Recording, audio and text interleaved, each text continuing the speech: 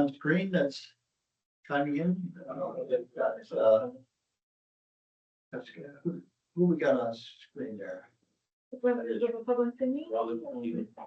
John? All right, no question. Okay, so let's call this Harbour Users Advisory Committee to order and call for any other further additions or deletions from the agenda tonight. Yes. Right, you have one? Yeah, I'd like to bring up Harbour Users Advisory Committee Efficacy. Just to discuss sort of a year into this now, and just to discuss maybe a little bit of reflection and a little bit of reflection and observations over the last year about our effectiveness and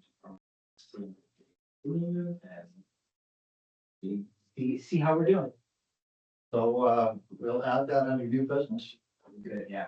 7.3. And what did you refer to that as? Year-end wrap up? Harbour User Review. Yeah, it's I'd call it Review. Yearly review. I'd call it efficacy was my Okay. perspective. Let's see, we got. Okay. Not there any other additions or deletions? We do have just before we adopt the agenda, Jessica has something she wants to share in regards to the Harbour report that came forward. There are some issues with. We can wait till we get to it in the agenda. You wanna talk about it? We can wait till we get to it in the agenda, that's fine, yeah, it doesn't change the agenda really. Is it listed on the? Oh, Yeah, it's on there, yeah. Okay. Yeah. So thought. Okay, all in favor of adoption of tonight's bill? Anyone opposed? Seeing none, unanimous. Call for adoption of the minutes of the Harbour User Advisory Committee meeting held on June 4th, 2025.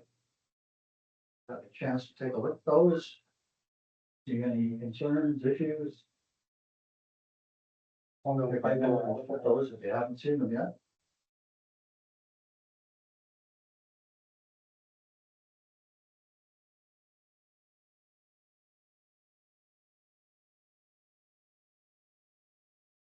Got a quick question that I'm gonna follow up on.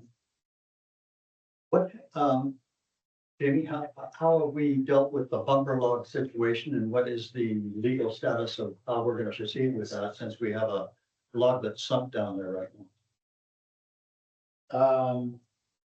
As far as I know, we're in the tendering process, our normal city tendering process. I don't know exactly where it's at in that process, but we're just trying to follow all the proper tendering procedures. Okay, so we're gonna go through the usual routine with small craft harbors As far as I'm aware, and yes. not reach out to community forests for support. I believe our process dictates we have to go through our tendering process, so. Okay. The other issues on those minutes then you would like to bring up? Yes, Jim. Is there a dollar limit on where it becomes, where it has to be tendered, or is it just something that couldn't be just a BOV bid, purchase of a log and hire a company to apply for? Yeah, we've got a social procurement practice. I've checked with finance and they recommended we go through a regular tendering process for this one.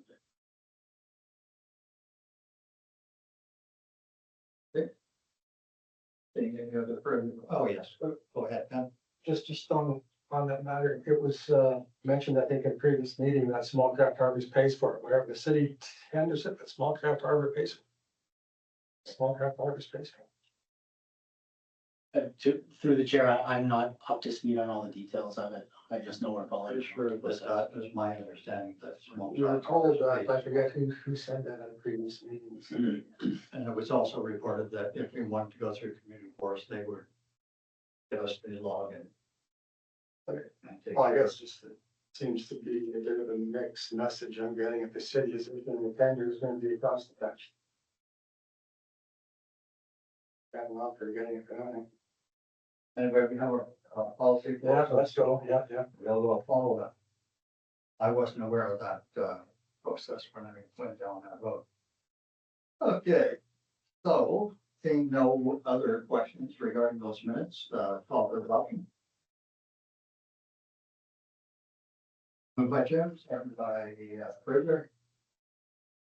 All in favor? Any opposed? Unanimous. We move to unfinished business, and that brings up the Powell River Harbor Committee report. And Jessica, you have a report. Yeah, through the chair, the report just isn't attached to the agenda. There was, we just have to, because there was some notes of safety issues and capital efficiencies, we just aren't posting it publicly just to not expose the city to potential liability. So we need to put it through legal and our insurance first, and then you can still discuss, make a motion regarding if that's the wish of the committee, or just discuss it. But that's just why it's not attached to the agenda today. Very much for that. So we are fine to discuss it, the contents of tonight. Okay, so who would like to begin? We've got three names listed as the authors of that, Sasha, Fraser, and Ken. So does one of you guys want to take the lead and speak to it, or is it all self-explanatory in your world? I think it's not pretty self-explanatory. It's been forwarded to the committee a couple of times now for review, and Fraser and Ken both opted to add to it. So that's why I added their names to the authors of it. Still 95%. Yeah, it was my impetus to put it together. So not speaking, speaking just on behalf of myself, having a thorough read of it now. You guys are doing a really nice job of pinpointing all of the maybe not issues, but things that should be dealt with on a short-term basis and a longer-term basis. So I would like to see, when we can do it, some type of motion that says that this should go to staff or some type of long-term planning process, short-term, long-term, so that we can use this information to improve our harvest. That's what I'd like to see about it. I believe that Ken and I discussed something along those lines. Making a motion to Oh, right, yeah. have a rotating Emotion. maintenance program or to put it to staff. That it can be utilized by staff and by the city to move forward. Are there major concerns like not putting this public review? Do we have issues with, are there safety items that are being missed that are highlighted in the report that are not being addressed? The day-to-day operation of the marina, like, is there?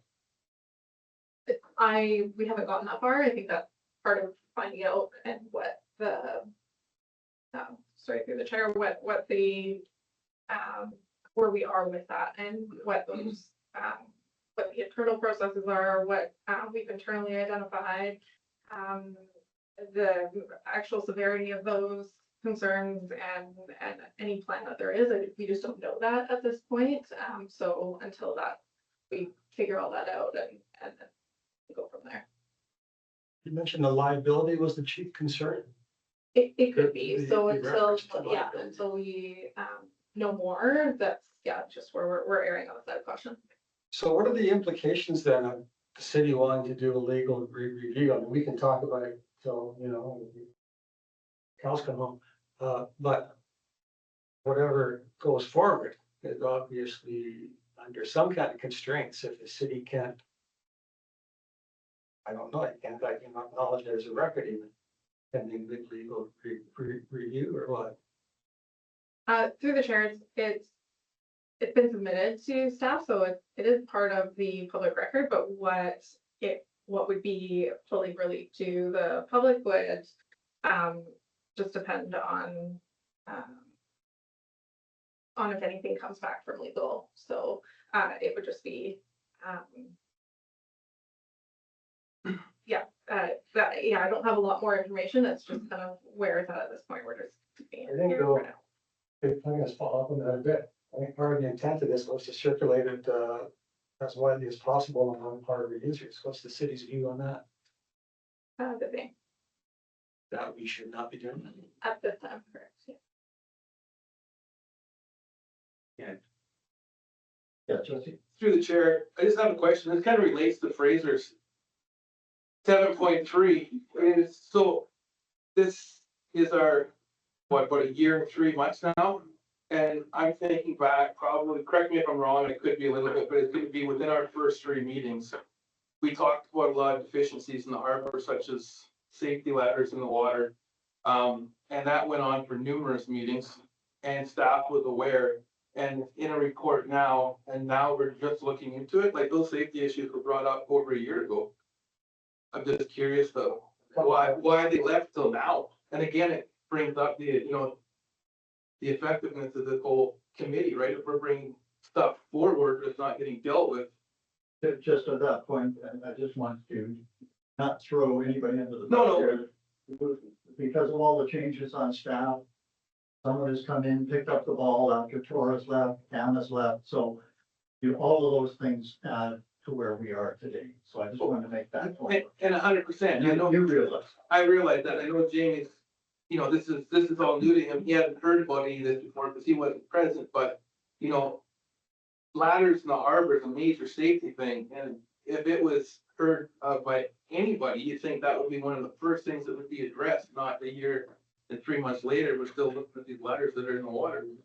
I think everybody around this. Yeah, no, Yes. Through the chair, definitely acknowledge the change in staff and turnover. As a heads up, I think it's good news overall. Just so you know, Cam has returned back to work on a graduated return to work. He'll be taking on elements of his portfolio in a graduated manner. Probably in the next couple of weeks, he'll begin to retake on harbor, so they'll move back to infrastructure. And I think that we'll find that to be a good thing. Also through the chair, my understanding being new on this committee is being an advisory committee to council. If whatever actions you would want would need to be directed from council as a whole to staff, not necessarily from the committee to staff as well. So there may be some instances there, possibly where you want things done, in order for those to be properly done under the mandate, it would need to go through council. So that just brings up, before we get to Jim, my next question to Jessica, and that is,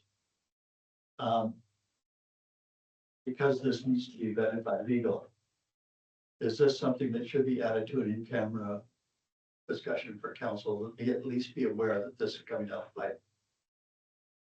It can, we can distribute it to council anyway, which was also what we were going to do at some point as well, even if it doesn't end up on an agenda right away. And it's not to say that things haven't been looked at and they're only getting looked at now. From our end, we just don't know what's been looked at, what hasn't, what's been put into the work plan, what hasn't. So those things just need to be figured out before it goes out to the public. But So we got Jim, and then Ken. This stick handling of the report, I'm not gonna call it stick handling. This is part and parcel of Appendix A, which recommendations dated December 4th, 2024. This is the same old thing again. We work on a project, you put it through, it goes to council, it gets thrown back in our lap again, and it nothing changes. So Fraser's point of 7.3 is we're starting to lose.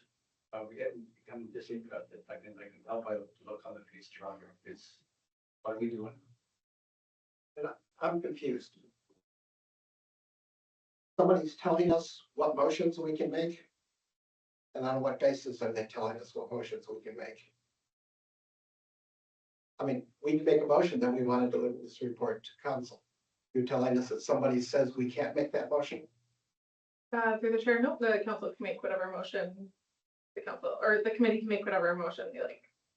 I haven't restricted anyone else. So I don't think we're restricted from reading this report, talking about it, and deciding we want to send the motion, the report forward to council. Correct. We just And just whether it goes away when and They just don't want us broadcasting it publicly right now. If it goes to council, it's public. That's right. Fair. And actually, No, sorry, Jerry, I think it goes to in-camera because the legal, yeah, but we're, that's why I asked. I'm confused. I am too. I'm confused, on what basis we're restricted on what reports we would like to forward to council. This is not a city document, it's a committee document. So I'm kind of speaking on a term while I was next on it somewhere. It's a committee document and it's only kind of loosely even a committee document. This is Jesse's report that I think he developed out of frustration with lack of results through all the discussion, through, this is our 9th meeting tonight. Sorry, our 10th. We'll get to this further, the phrases later. But, if the purpose of this is twofold, as I understand it. One is to provide a report to Harbour users so we can see what we've been doing and how much success we have or haven't had. The other is to generate or have council, I suspect, provide direction that the city will develop a rolling maintenance plan. And now we're up against some constraints on what we can and can't do with the report. There's a way around this, depending on what your priority is, Sasha. Just withdraw the report, print up 500 copies and circulate them in the harbor. No, I think the report is a really good piece of work, frankly, the effort in it. And it highlights what we think the harbor now, I think, if we talk about it, it highlights what I think, and it talks about areas that we should be concerned about. And we should communicate to city council. And I kind of object to us not adopting this and saying this represents our view of the status of the harbor. And if the city's concerned about liability, maybe they should have taken better care of the harbor. That's an aside, but the major point is, if this is what we think is right, I think we should go ahead and forward to council. Yeah, I think this committee is a working group between harbor users, local businesses and the city. And a component of this, it's probably at the stage that I'm at now, where, I really firmly believe in how the group functioned and that we can get stuff done.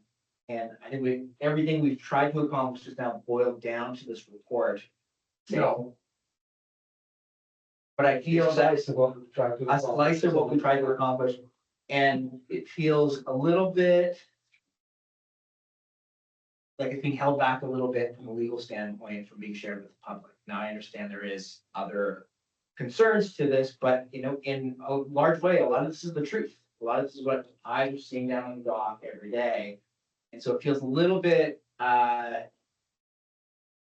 feel kind of underappreciated in a component where it's like, this is the whittled down version. This is as concise as we can make it, and to be able to say this is our eyes on the street, and it not being potentially shared publicly. This could be pushed through and sent to council.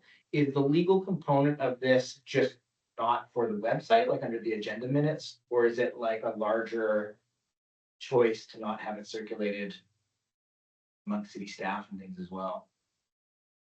Through the chair. So yeah, maybe I'll rewind a little bit. So for process, the committee can make any motion that they like. If the committee wants to refer this report to council, you're certainly welcome to.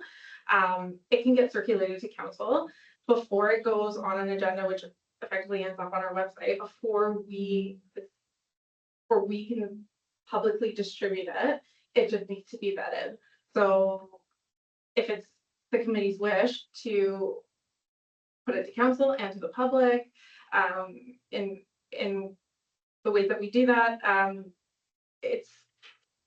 we'll still follow the processes to do that. That's part of the process. So there may be things that have to be, I don't how this normally goes, or may have to be things that get redacted, or there are things that go into a closed agenda, or there just has to be certain things accompanied in the staff report. It's not to say it's going to be silenced or held back or whatnot. It's just going to go through those processes, and so the committee still can again, make whatever motion you like, and we'll go through those steps to do that. That seems like the appropriate way for us. If this is what we think is true, and I do, I think we should move to adopt it and send it to council, and the city can then decide what happens with it after it leaves our committee. Sasha? So just maybe for the people watching, maybe the crowd here, a little background on it. As you might have alluded to what Jesse said and what Fraser has said. A lot of this report, the impetus behind it was a little bit of frustration on behalf of myself, and I think the committee, that what we're trying to accomplish isn't being accomplished. And so the idea was to write a report, put it in black and white, this is what we see, this is what it is. And then beyond that, send it to staff or council or whoever and let the wheels turn and see what happens. At least it's in black and white, at least it's here. We move forward with it. As far as what Jessica said, I can understand that there might be some things in here that the city wants to tread lightly on. I totally get that. It has been brought to my attention that there might need to be a couple of tweaks on a couple things in terms of some of the information that's in it. So there might be some adjustments still before this, as it's written right now, goes further than here. I think right now it's at the table to talk about and discuss, and it's in this forum right here. There is some revisions that need to be done, I think, a couple small ones. And that's where we are in the process right now. Yeah. I wonder, I mean, I'm trying to think, of what content in here might cause somebody concern, and the only thing I can think of is the reference to the, dilapidated condition of the escape ladders, the potential liability of the city. There's a couple things in there. What else have you? Well, I'm just wondering, why don't we, can we not, proactively delete the reference to city liability, or if it doesn't dilute the report at all? Takes out legal concerns that staff may have. No, what the city's concerned with is if somebody injures themselves, they will use the report as evidence that the system was known and not used. So that would be any of the discussions about weakness in peers, infrastructure, support, any of that. So that's what the lawyer will be looking at, but I think those are true, and we think they should be public so they're worked on. And I think it's worth letting it go through the wheels Yeah. of city and staff and just let them do what they do and see what happens. Now, should it come back and be totally redacted and unusable, or they don't want to use it, well, then we're gonna really start talking about 7.3 in our efficacy. Yeah. In a big way. Jim? I want to keep the flow of this discussion going, but if there's another way to get around the safety ladder, maybe we can have this committee recommend to Jamie that those safety ladders get done ASAP.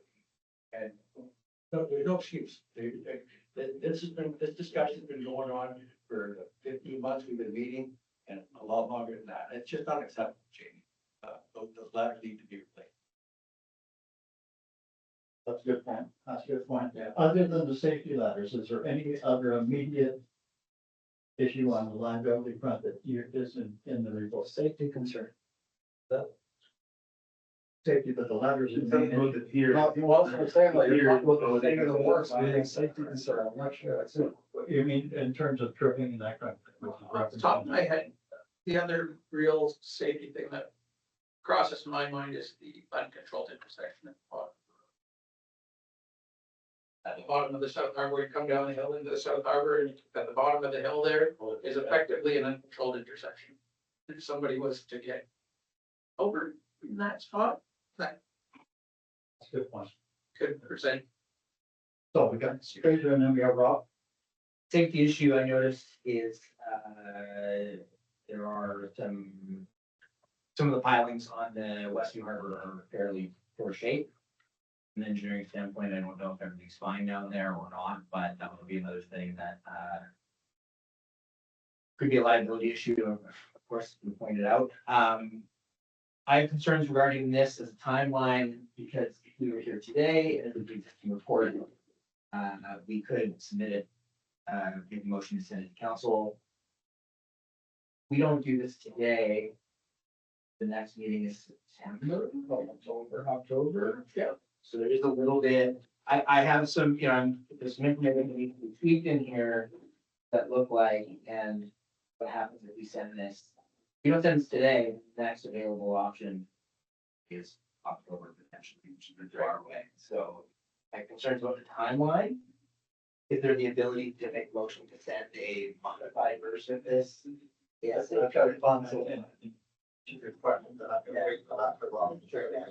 Yeah, that's it for modifications. North Harbor, paragraph 7, the discussions there with, Northwest Explorations. Though it needs to be, retracted, we are not an American company. We bought out Cooper. Cooper is still a portion of our business. We do not use the Cooper name currently. We use Northwest Exploration, but Cooper is still within our umbrella of Northwest Exploration. I don't know where that information came from, but all of that stuff there, is false information. Set us straight there, Rob, because that's sure the prevailing perception around everybody I've ever talked to. Cooper is still there. A percentage of Cooper got bought. The old owner of Cooper is still currently a percentage holder of the business. South Park, you know. I don't know that. You don't know? I don't know that portion of the contract.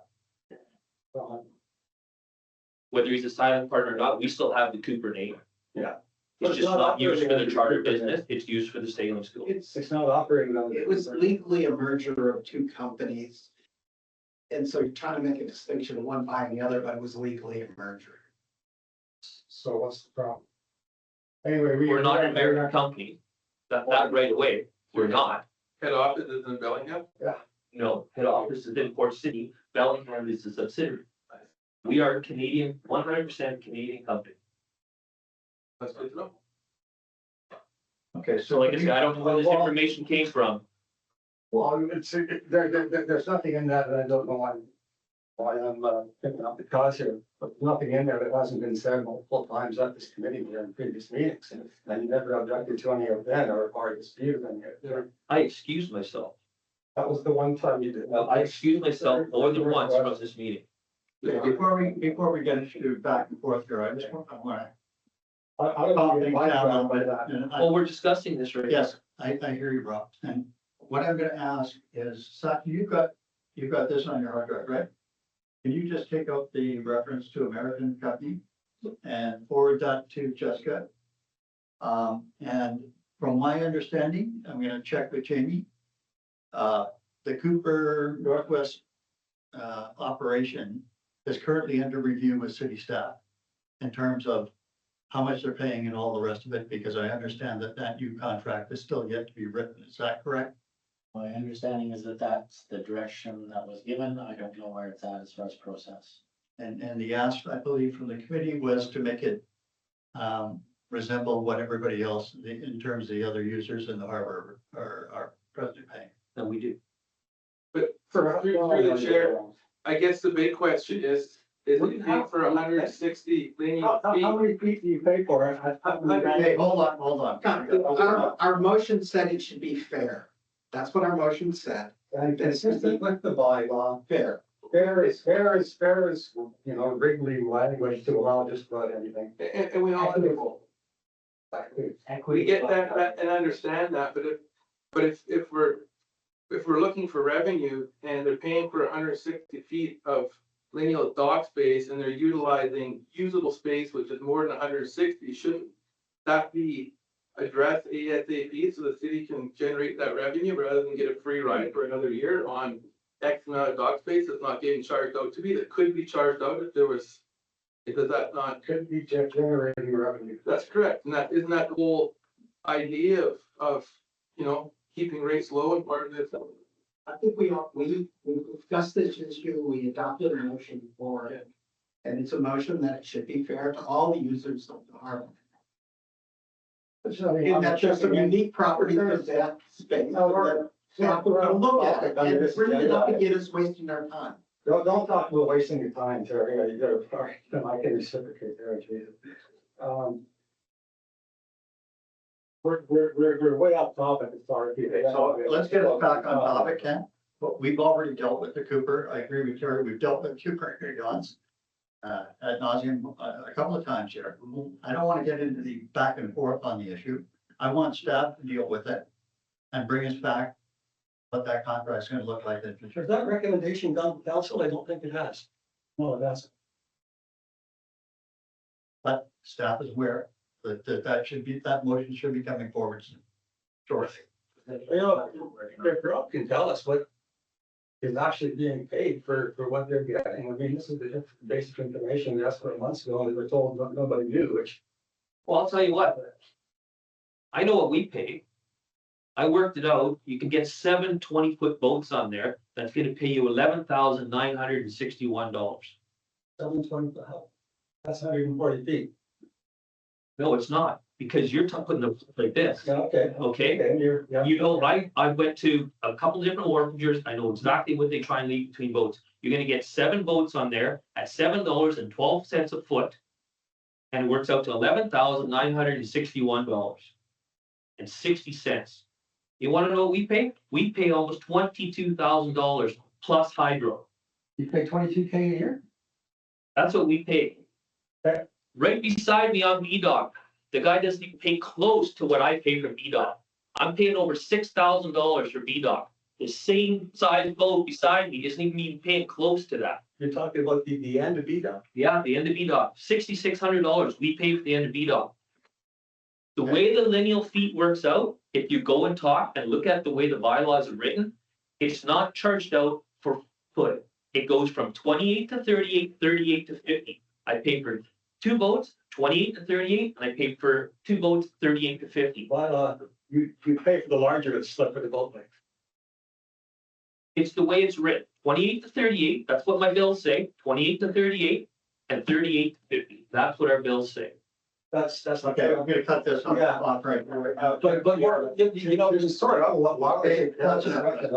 Thanks. To bring some, on to this, I don't think Rob should be actually on trial here or. I've been on trial since meeting Or 1. have to defend his company. That should be between the owner of the company and who's ever representing the city. I don't think it should be dealt with at bar level right here. It just creates animosity. We dealt with the issue here.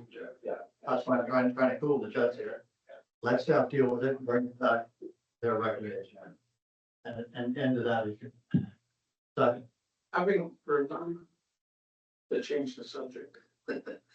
Having reviewed this document, is there any other revisions? anybody have anything else they would like to say? Before we push this to the next level, is there any other revisions that anybody would like to see? Tim, do you have something? Things you want to raise. I would have to attack that. I think. I mean,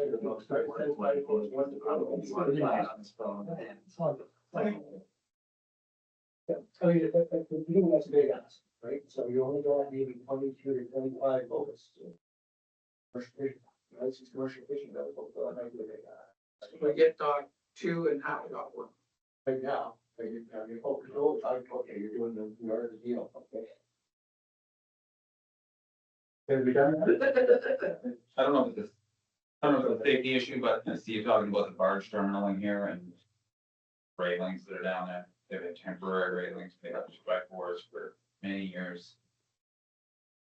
You mentioned it, you didn't write safety next to it, but we're worried about the liability and the hurt themselves on that barge terminal, you've written it down as a problem. I don't say that. In fact, the railings are placed back from the edge for the exact reason that they're not railings, they're like. Yeah. Yeah, they're guards to keep people back or something like that. The old railing next to the actual barge though, are not that back, they're standing at the edge. Yeah. Next to the barge. They're definitely not. Or next to the. So that brings up, the admission brings up an issue, because way back when council was building the new barge terminal down the mill site, discussion was had amongst council as to what was they were gonna do with that facility. And at that time, nobody wanted to touch it. But the suggestion was that somebody could come down there and take that thing apart and actually make a buck or two, as well as the methods in. So I don't know where that sits, but I just want staff to be aware of that, because ultimately, as the entrance to our harbor for transient vessels, that should be removed down the road. Not immediately, not short term, but it should be looked at in a feasible way to put something out there to the public as to who wants to take that on and make it cost effective. That's my feeling on it. Why are you kicking it down the road? Well. You said, let's do it later, not now, not in a little bit. Well, I think we got more pressing issues, that's all I'm trying to say. And I don't think the city's up to speed to be able to deal with that. Sorry, sir. Yes, This is, well, I got a few things to say. I'll try to get through them all. Before we get, slide traffic again, but this first one is on a related note, the, first, deficiency for South Harbour reveal barge terminal. I think that needs to be, sort of, put into the context of, review options and costs, et cetera, rather than just, a recommendation of sort of saying remove it. This needs to be looked at for how it can be dealt with, reasonably, expediently, and economically. Which under the scope of remove the barge terminal, that will cover that scope. Well, that says remove it as though that's your priority. If you get, that's what it's gonna cost. So we'll say, but say that somebody comes in and says, yeah, we can get rid of it for $150,000. Is it still a priority to, remove it at that cost? It's not up to us. Well, I think as a committee, putting this forward, it kind of is. All I'm saying is that, acknowledge that, there's quite cost. Maybe not, but, we're totally speculating. Gonna be a cost attached. I think there's, well, let's hope not. But we don't know that. So why don't you just say investigate options to be viably, or economically remove the barge terminal. I think they should remove the ramp, but, the city may, and investigating may prove impractical, but I think it would be a good thing to remove. Any of the things we do may be impractical, but I don't think we have to. We're not doing a cost Cost isn't important, which I think No. is misguided, however. so I'm gonna provide for staff, and that is, committee members well aware of the ramp and the barge existing facility there. It's nice, so we all get it. Is it possible that staff or committee members can reach out to members of the public that are in that type of business for a discussion as to a cost-effective way to have that thing removed? Can they, obviously, them being members of the public, they can go out and start asking certain questions, can they not? That's not a problem. Committee members, yeah, don't control what they do outside of the meeting room, so they can do whatever they Maybe like. put your prompt for yourself, Jim, as a council member, suggesting people go out and do. So I'm just saying, not me. No, you just suggested it. You should be careful. I gotta be careful because, yeah, you guys are members of the representing council. But if you're talking to somebody that's in that industry and you're just trying to share information, it might not be a bad idea. I can do that for you. There you go, guy. I know, yes. You're just doing it for yourself. No, But just any interest. That's all we're trying to do. I think that, I'm not sure, but I think that if city were to be flexible and say, we just want the thing to go away. I think it could go away pretty easily. You were. So that was the Go to a bar large shop and say, we were dealing with that in the council. for $1, you can take that grill, put their box up, pull that thing out of there and be gone for $1. They just make a proposal to the city. Exactly to that effect, and it can go to council. No, I'm talking to guys who would actually be doing the work. They say, we look at them and make a proposal. I'll talk to this is saying they'll come in and not do like no price. So is there any other specific items in this report you want to bring up? Yeah, go ahead, Ben. This is under Westview Harbor where it talks about reserving docks 1 to 4 for commercial use. I just think it's worth considering trade-offs. I mean, commercial boats pay, what is it, 2 bucks a foot versus whatever it is that regular I'm not saying that I'm opposed to this, I'm just saying let's recognize there'll be costs involved. And I don't know that it makes sense to designate both sides of 4 docks to commercial, it's based on my. It is a small craft harbor, that's mandate is there for. Yeah, I get all that, get all that. I don't know, I think what we're looking for is the optimum combination. Anyway, that's my comment in that regard. Okay.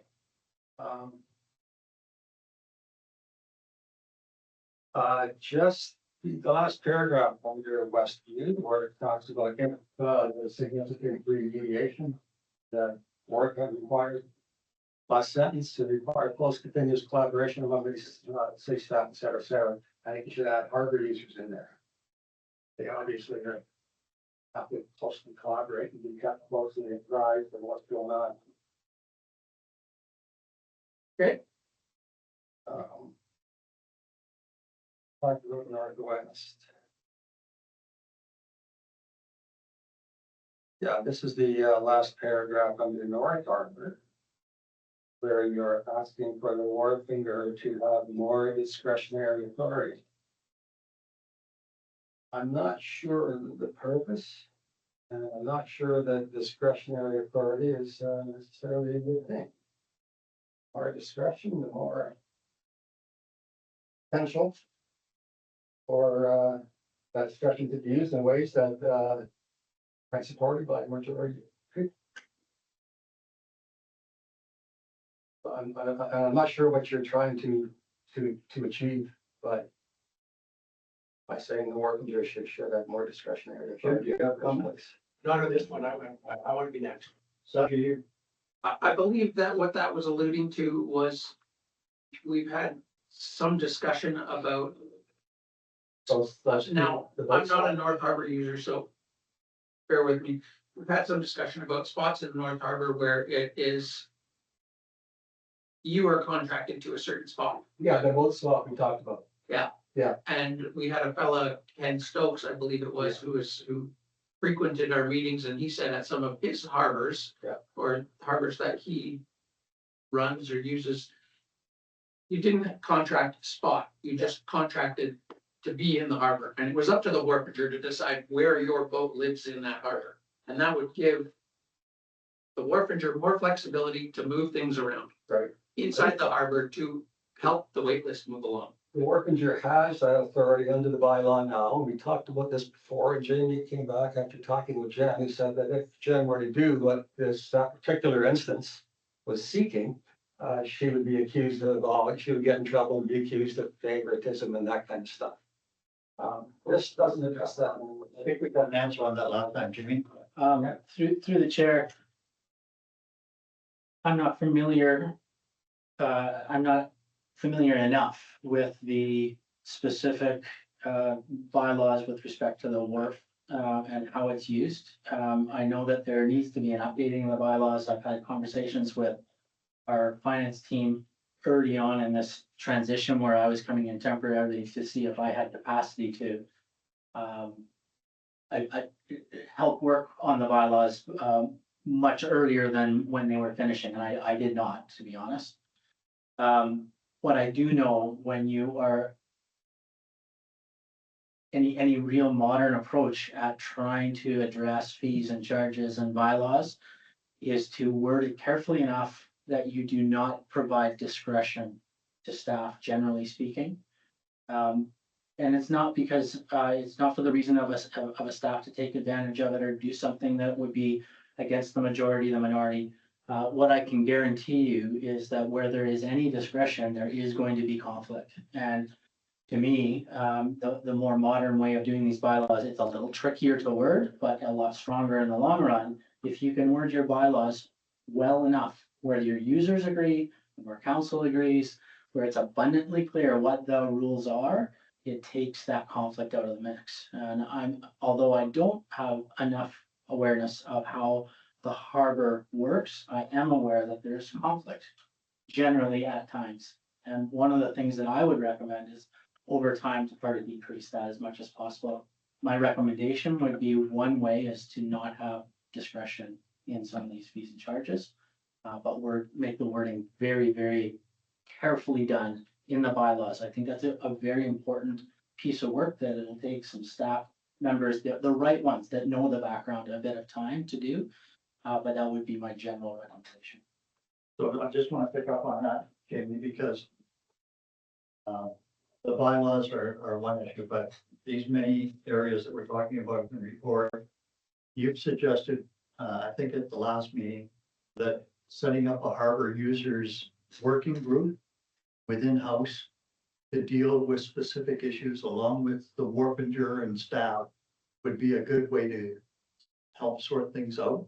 Through the chair, So I think the committee felt that would be a very good idea to set up.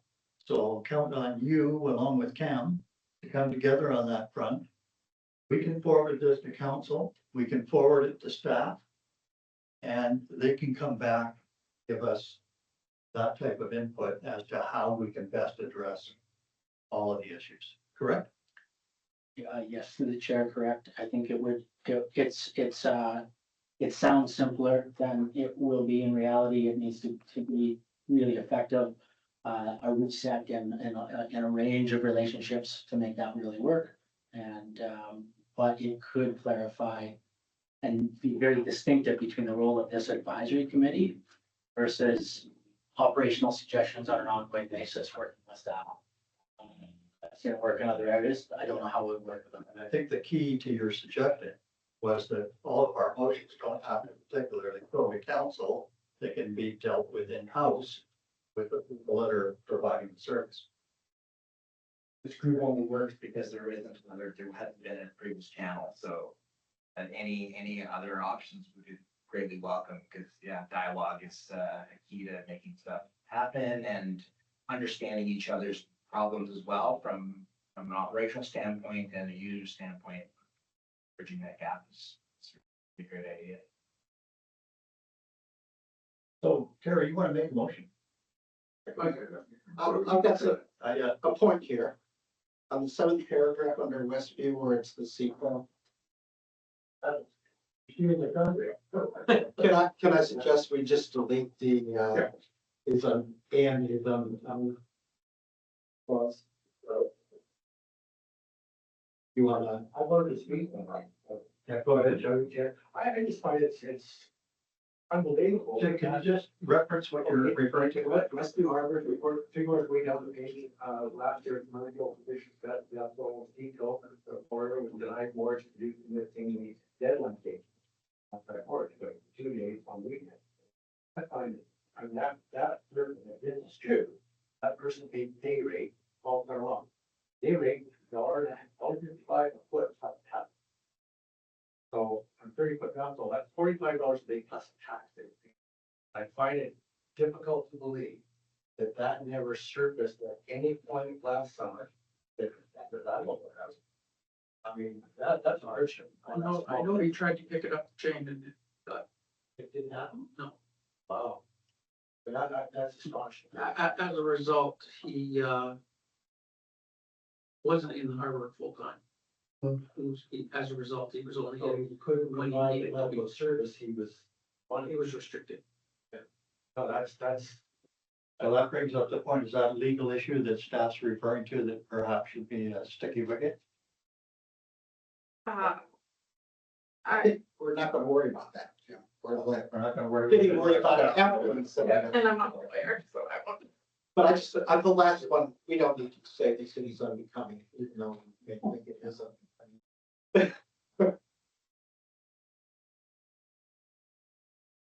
But I think it is reasonable to say that was a bad thing for us to. I'll massage that a little bit. Okay. Just going back. You want me to redact the slip allocation in the North Harbor should be at the discretion of the Warminger and subject to change should requirement deemed necessary, rather than having contract spots held by individuals. You want me to redact that? Well, I'm not. The part that caught my eye more was asking for more discretionary authority being given to the Warminger. And Right, so if that is redacted, the Warminger can now move boats and run slips if the Warminger chooses.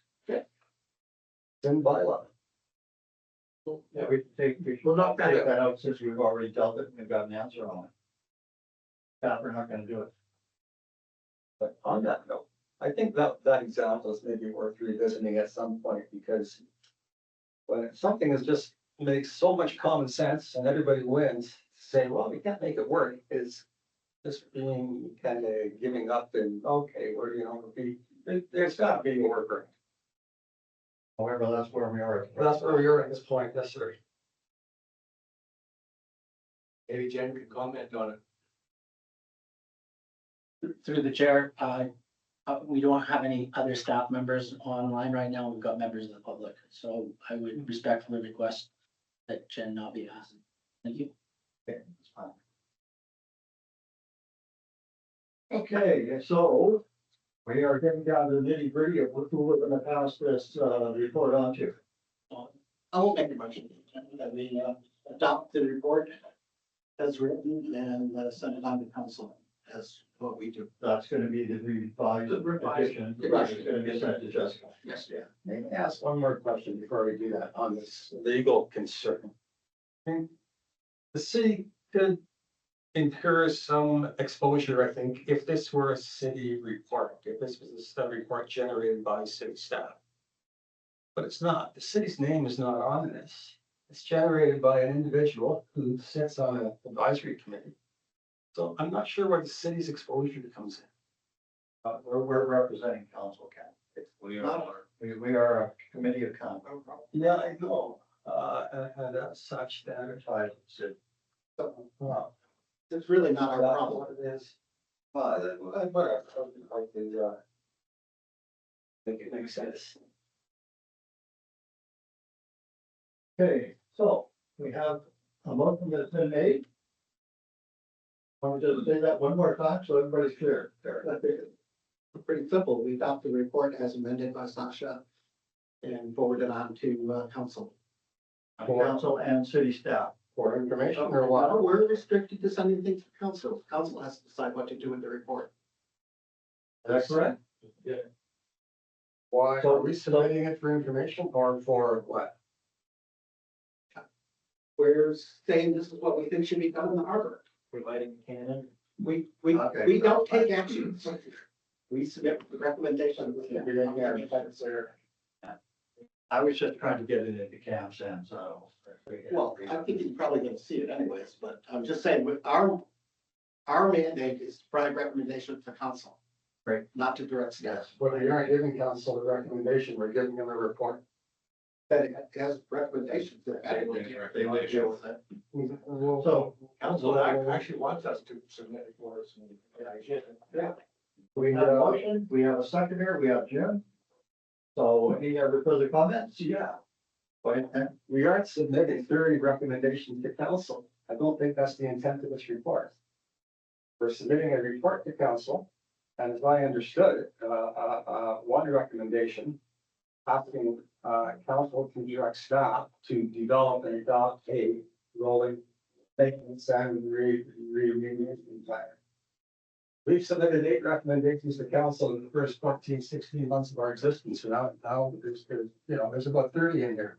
We're now submitting 30 more recommendations to council to follow up on. Yeah. No, I don't agree with that. Including the report. In that form, yes, I will. I absolutely will. And I think if we're doing that, we should be having some discussion on every recommendation in here. We touched on some, but I have a problem with that, but that's just me. I mean, the committee will do what it does. So right now, we're trying to get through the first loophole, which is the liability legal issue. Getting to report. Is that correct, Jessica? That's step one. So it has to go to council in order for staff to get direction to deal with that. That's my understanding. Does it go to council before the legal review or after? Through the chair, it can get distributed to council in advance, just won't go It will be a public document. on the public, over the city website. So the only way council can do anything with it is to do it in camera. Yes. If it's a legal issue, it should be in Callan. Not a problem. Not a problem? Not our problem. Well, sure it is. Want council to discuss, debate, and receive staff reports on 30 recommendations from this committee. And whatever council decides, because it's deciding it in camera, will this committee even be privy to that? Let's get. As a member of council, Ken, I can assure you that when it comes to council, I will be advocating for it to be taken a look at in terms of legal liability and any risk that it puts the city in, so that we can calm council mind in order to direct staff to then follow up with Jamie's idea of setting up a mechanism to deal with the issues. That's what we need to, where we need to get to. Yeah. Or else nothing's gonna happen. It isn't council that's gonna wait for manager to go on and make anything happen. I've learned council doesn't have on that magic wand. I'm not holding up too much confidence there. But what you were just saying, council will do will happen at every cabinet meeting. Probably. Oh, question? I got a reword here. On the motion. Okay. That the HUAC adopt the report as revised and send it to council for review, comment, and staff direction. How's that work? How's the committee feel about the amendment? That sound good? Okay, so we're gonna withdraw. Jerry, do you want to withdraw your I motion? just accepted it from the amendment Okay, to my motion. so all in favor of the friendly amendment? Unanimous. Now, any other further comments? Hearing none? All in favor of the motion on the floor? Unanimous. Is now going forward. Didn't ask for a post. You asked for the post. Sorry? Oh, He did. You're not all in You're not favor of Stand it. up. oh, sorry, Dan, were you opposed?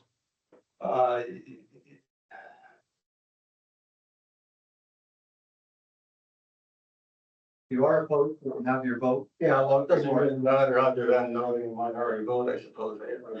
It's a single opposed vote. No, I'm not. Okay, unanimous. Yep. Okay, that's. This is sort of way you got.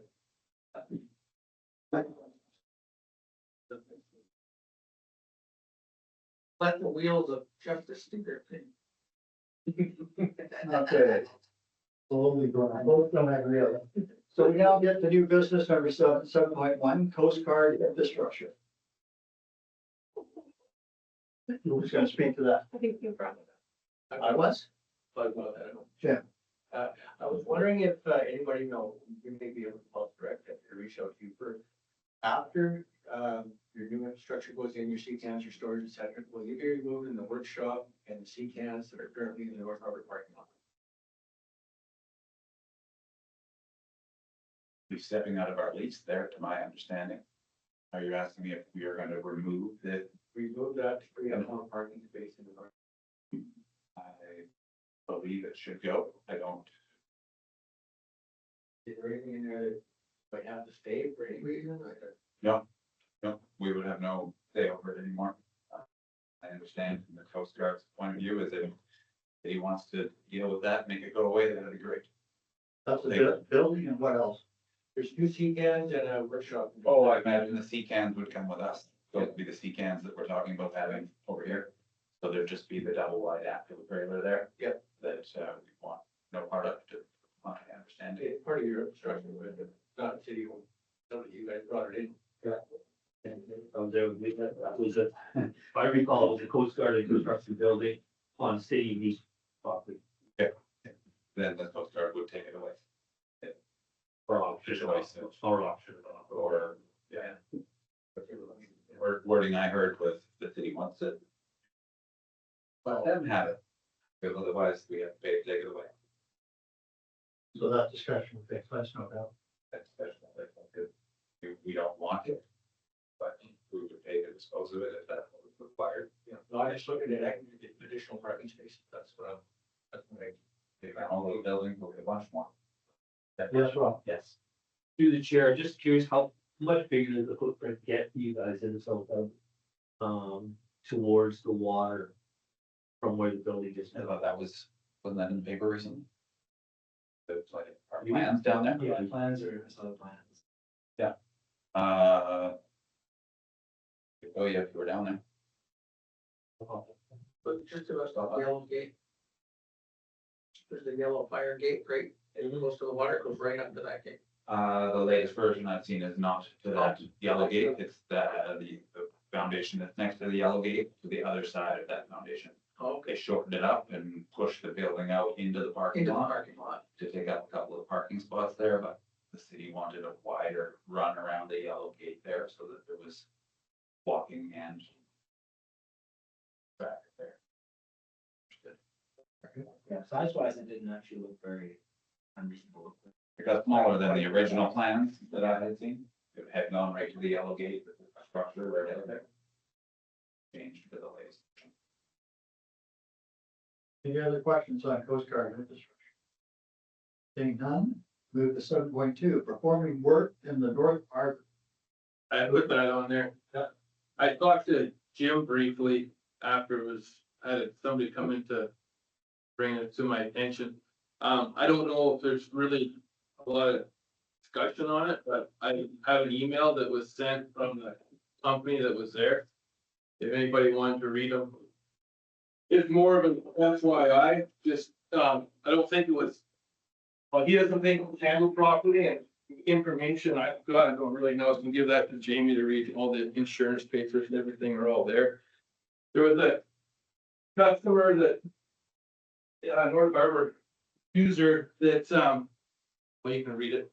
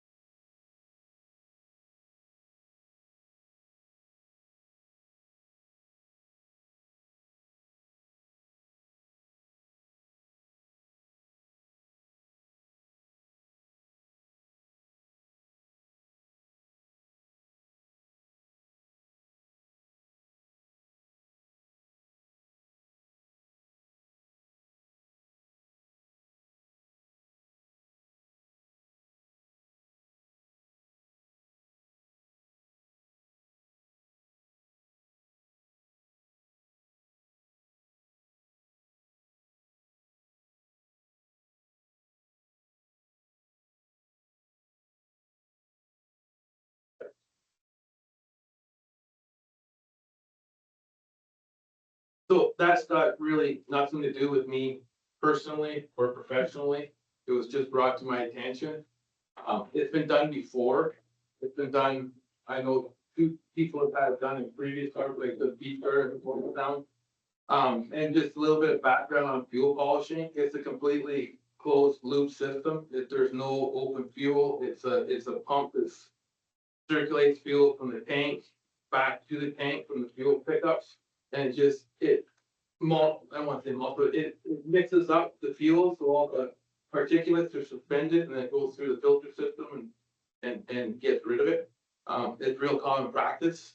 So, this company came from the island, and like it says in the email there, so I just said I'd do my due diligence and bring it to the committee so they know what happened, and I would give Jamie a copy of all the insurance and everything they have, and like I say, they go up and down the coast, it's nothing new.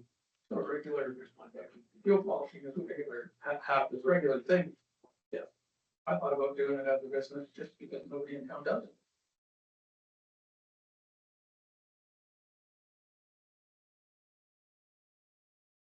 What is the committee's wish in dealing with this? Just pass it on to staff and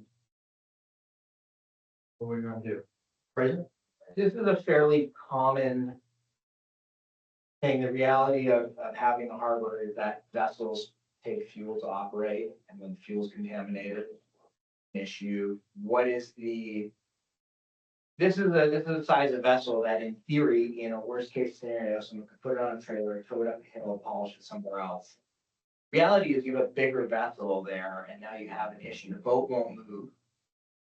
It requires service. That service can be done in our community. Somebody's vacation, operation, whatever can be saved by this type of service. Is this always been the policy in our harbor? Because it's a common problem, very common. And this is, like Jeff was saying, closed loop system, very minimal risk of spillage, environmental issue. But for somebody to not be able to receive this type of service in our community has one hand behind our back. Now you have a vessel that's of a huge size stranded here with poor condition fuel. Somebody mixes fuels incorrectly, adds water into a fuel tank, and you're trying to polish it out. Now that vessel's stuck here and it looked like a fairly unwelcoming place to somebody who's not from our town.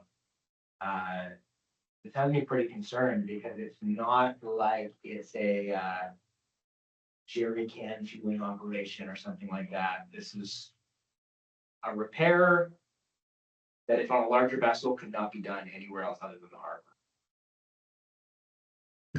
Ken, what's your experience with this type of situation? I was on a vehicle up in, or a vessel up in Alaska that did the exact same thing. You know, make sure the sound stirred up all the algae in the fuel tanks, we were changing radiator filters daily. So we could get to a place that had, it's common practice.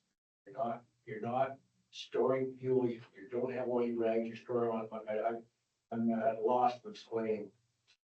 You buy a lot of the violation here. Sure. I think probably the email should have gone to manager above Jen to say there's a problem, and probably reflects that there should be some view of a broader topic. What kind of work needs to be done at the forum? And it's not just about this, we have boats that have to be worked out down there. That's a fact of having a war. You can't get, so you should have a policy of what's allowed to get done there. The warping your own know what's acceptable. I've got notes on here, this, all these investigating. Did anybody ever identify the section of the Mylar, the regulation that was being violated? Yeah, I had them. Got that email to me, but it's to do with fueling up vessels in the North Harbor with Fuel storage. Which fuel storage, yeah, which is, you know, having 5-gallon jerry cans on your finger and heaven forbid, using those jerry cans to fill up your boat in the harbor. Like, everybody knows that's not allowed. Completely different than what's happening here. Like, there was no open, like, it's a closed loop system. Anyhow, like I said, it's got nothing to do with me personally or professionally. It's just as a member of the board, it was brought to my attention by somebody that had the foot down there. So I thought, I said, you know what? I'll let the board know what happened. It's just more of a FYI. With all the experience here, has this never happened before? You think Yeah, that's common procedure? but yeah, it has, but not very often. Like, we've done it once on a boat in the South Harbor, no problem, years ago. But you don't see it every day. No, it's not No, daily. you You might get. Maybe one person a year polishes a tank in this town. Yeah, there's a few more than that. Like, I know Some of those boats are doing it on Yeah, the boat, no, like that policy. well, it's It goes into the boat. Yeah. But it doesn't happen a lot. It probably never happened in the tenure that Jen's had. No, probably not. And I could see just walking into it being like, what the hell is this? Yeah, exactly. Yeah, this might not be right. I better call, like you're covering yourself. But in the future, I'm sure they learn from it. And I'm sure if a company would come to a town that they've never worked in before, you might want to stop by the harbor office and say, hey, they've been here before. well, the next time they come, they're gonna stop the harbor office and say, I'm gonna polish the tank. I don't know if they're coming again. That's basically what I was told, is they're not gonna come back. So the It company, shouldn't be a big deal. this used to be a company, former name was Packaging Corporation on the Campbell River. And they were here, like, well, I've seen them here, more than a dozen times, going back 10 years. Yeah. And then, anyhow. It shouldn't be an issue. It should be a common thing and should be able to happen and just some better communication. Exactly right. The other option is, total hillbilly option of some guy with a pump and a bunch of buckets on his deck doing the same thing. So you can have a professional operation that has insurance, knows what they're doing, brings the right equipment and does this type of practice professionally. Or you got some guy, who said, you know, what they do. And the thing is the polishing, I've seen there's multiple people who own polishing equipment from larger operations, logging equipment, things like that. And I see them bring them down and polish their own boat fuel or friend's boat fuel. They're doing it. Nobody's ever noticed. Nobody's ever said anything. You have a professional operation here that gets potentially will never come again. I feel that this is worth bringing attention to, because it's a common problem. And the other option of a non-professional outfit is people trying to do it themselves. And that's where you're really going to run into an issue with contamination, spillage, environmental consequences. This is the best case scenario, and I feel disappointed that somebody with professional experience was turned away. I don't know if it's worth spending a lot of time on because it happens so frequently, but if we think it is, why don't we just ask Jamie to ask staff to do some due diligence and find out whether this is something that should be excluded under the present form of bylaw. I mean, this was not refueling, it was something else. Technically, it probably wasn't in violation of the bylaw, but I mean, that's something staff can look into, do a report to management and share the report with this committee so we can say we've done our follow-up on behalf of our users and live with the decision.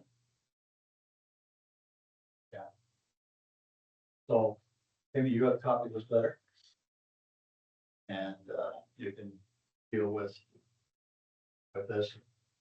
I don't know if we need any kind of feedback on it, but Well, through the chair, this would be a perfect type of activity that might be acknowledged in one shape, way, or form through modernized and updated bylaw procedures, identifying what is allowed, what's not allowed. When it is allowed, here's how, and here's what's required in advance. If not allowed, then what happens? But through the chair, I know that our fire chief, who's overseeing bylaws, is in the process of trying to modernize our bylaws. We're quite far behind, not just in this bylaw, but in a lot of bylaws. And I'm sure he'd be happy to help look at this.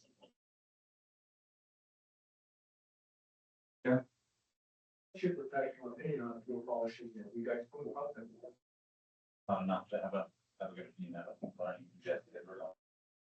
But like Terry said, a lot of big boats, and I don't want to talk about Tom Harris's big sail, that's a blue water sailboat. I'm sure he has on board fuel polishing equipment. So if you get out in the middle, halfway to Hawaii and you get, you know, that it's very, very, very common. It's not abnormal. A professional company running this is gonna have less chance of a spill than the quality of the fuel systems in many of our. Absolutely. And they're completely insured. And, you know, anyhow, that just brought me attention. When I look at the boats that are sinking slowly. So you have boats with faulty fuel tanks that are much higher risk than this. So. Fuel if they don't just send the others. Absolutely, slow leaks all over the place. Why isn't that being addressed? You know, Should be in the report.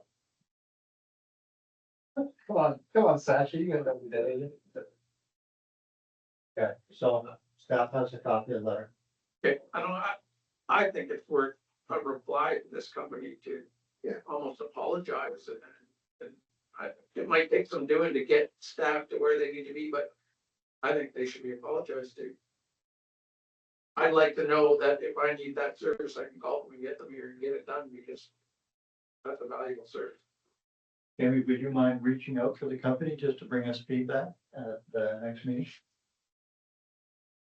Just touch base with the owner. Probably other side of the story. Soften At this least touch better. base with them and say, hey, this has come to our attention and we're reviewing. Through the chair, what I can commit to doing is following through with bylaws and finding out what the proper process is. We're not gonna get them back.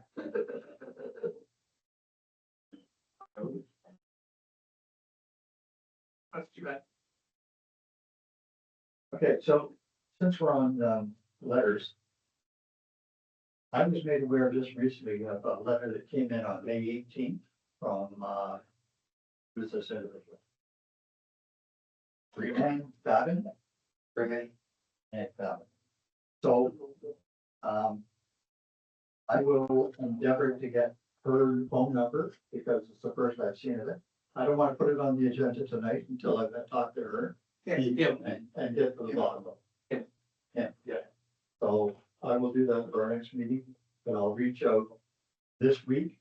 So he's aware that I'm now aware of this. Okay. I'm gonna leave that, the finding.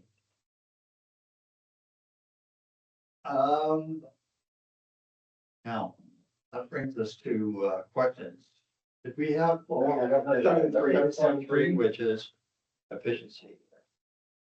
Efficiency. Whatever. Efficacy. Yeah, I feel very ineffective. I think we're at the stage where, specifically looking back to some of the items that we brought up in December regarding harbor improvements and improvements in signage and beautification. I understand there's lots going on in the city. We are not necessarily high priority for those things. So it's extremely disappointing to pitch those types of things 6 months in advance and to end up on a day like today where the only thing that has happened, not necessarily in beautification, but I sat there staring at the marina today thinking, what have I done? What have I accomplished by being part of this group in this time? The only thing I can think of is there's now door handles on the gates. I think that was Rob's doing that. That's not him putting his own. So Happy with that. So I have to think of like what it costs. So I have to think of it. We're surrounded by a table of professionals here. I think everybody in some capacity, professional in their own right, and is bringing their expertise and knowledge to this table. If you had to put a dollar equivalent to that, I think we are a very expensive group of people sitting around this table, offering our advice and our expertise for free. We come here and we pitch our ideas, and at the same time, I feel very frustrated by the perception of this when it comes down to anything being implemented. So I sit here and I bang my head against the wall for 6 months to come to a point where we've now missed this season. I don't see anything really happening as far as harbor improvements. We've missed the mark. We've missed the window. It's July. We have July and August to make an impression on visitors outside of the harbor. We've more or less missed that mark. I don't see any work that's going to necessarily be done in the next 2 busiest months of the year for the South Harbor transit merge. So this is looking back at what am I doing here? What am I doing here? And is my energy best used somewhere else? There was discussion of, maybe we could throw some picnic tables down there. If every one of us had a saw in our hand and a hammer and some nails, we could have built 2 picnic tables tonight, had that done and in place tomorrow morning with just everybody sitting here during this one meeting. We go 6 months worth of these meetings and we have virtually nothing to show for it. I have hope in this report. I really do. But I'm also feeling fairly burnt out and fairly frustrated by the fact that I show up and I love being part of this group and the ideas that float around, but I'm not convinced that they're being received correctly in the way that I was hoping to. And we're now 15 months later, what do we have to show for? We have this report now only because that's where we've been cornered into. But at what stage do we actually make any important change to the harbor? I don't feel that we have a lot of traction, and I'm feeling frustrated in that place where do I resign and go do something else with my time? Because my time, I could be making money right now, I could be working, I could be volunteering, I could be building picnic tables and putting them at the harbor, and they would probably sit there going unnoticed by everybody but the public.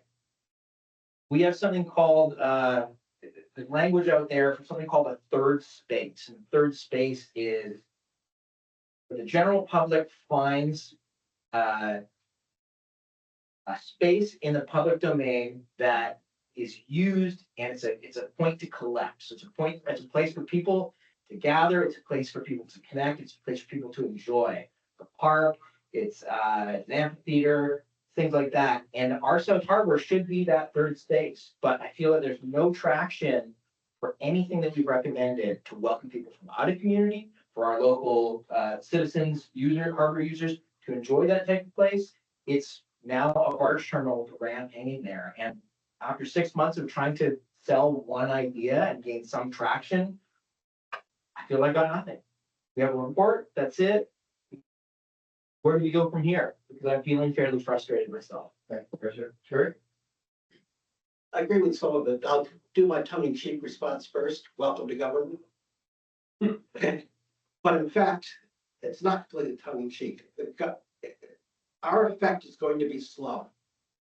And so it requires certain patience to continue to advocate for the ideas till the government responds. So in fact, while we haven't seen much except the handles, although I'm thankful when I went down there and there was a handle pull.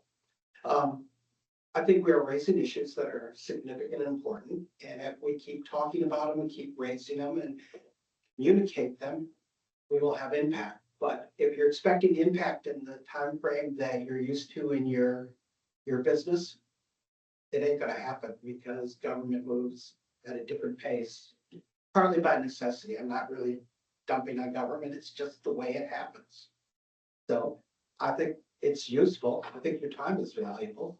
I feel my time is valuable, and we're advocating for things that will improve the harbor, and we just need to keep saying it. And eventually it'll have an impact. So I don't think you're wasting your time, and I think the committee does have value, but it's gonna be slow. Good point, Troy, good point. Anybody else with a comment? Go ahead, Chris. I feel if there's almost, and we're all volunteering our time, so it's kind of hard to put a monetary value onto what we're all doing here. But if we all imagine we were making, for our business, making our hourly wage, or if we're looking at our salary and what we all do to spend 2 hours here once a month, 15 months, it would boil down to an awful lot of money. Awful lot of money from city staff time, keeping the air conditioning on, and us sitting in this place where we could have something, we could have a lot done with the $10,000 or $20,000 it probably took to make this sort of happen, right? And in reality, I understand everything moves slowly. That's the frustrating part. But there's real, I was sitting there hammering picnic tables together, done, and that's. I get that that's the warp speed version of what we're trying to accomplish here, but after 15 months, it's like it's really frustrating to see just how far we move. That handles on the Big game. organizations move slow. Yeah. But once we cause a change, it causes a policy change over time, it'll endure. So you can build your picnic tables, but it won't endure. When we have an effect on the city and the organization, it'll have a long enduring effect. So it is worth your effort. You haven't been in a big organization. I've been in big organizations and small and government, and they just move slower. You just gotta accept it. You can be upset with it, but you gotta accept it and continue to talk about the South Harbor beautification, because it's a good point and it'll move. It will if you keep. All good points, and I want you guys to get your say before I weigh in on this one.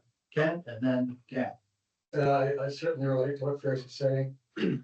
I've worked with and for large organizations, large government organizations. And while what Terry says is absolutely true, they do move very, very slowly.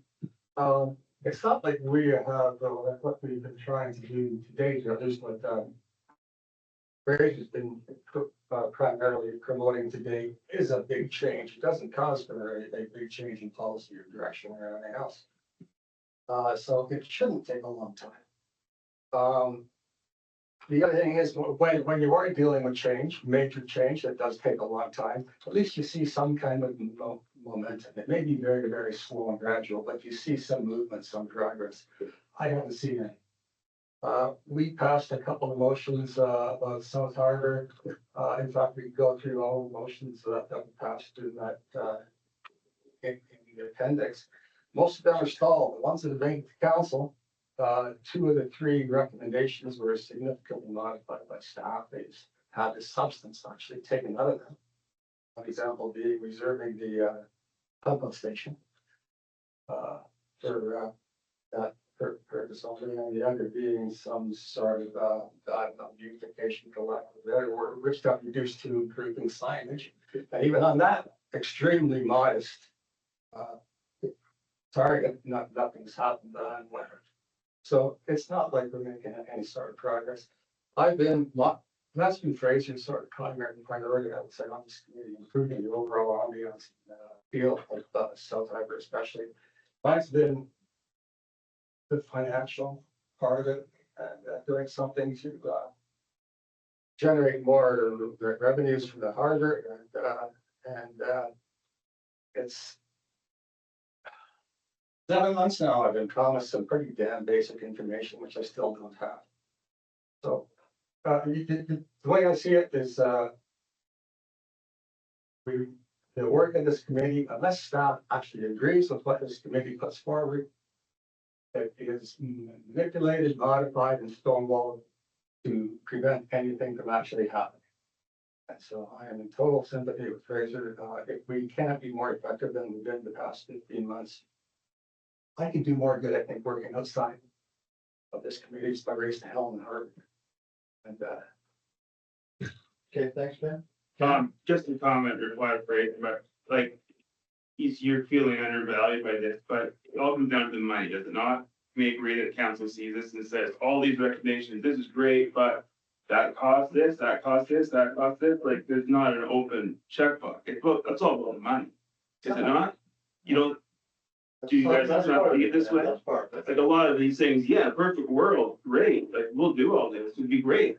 Like, you can go to any part of this town, like, you go to the airport, you go to the leisure center, and someone could write a report on things we could add, make it better. And they would say, oh, great, that would be great, but do they have the funding? Like, is that a main priority? Like, it's just, we shouldn't be undervalued because they're not jumping on them. If not, they're trying to spend money and don't know where to spend it.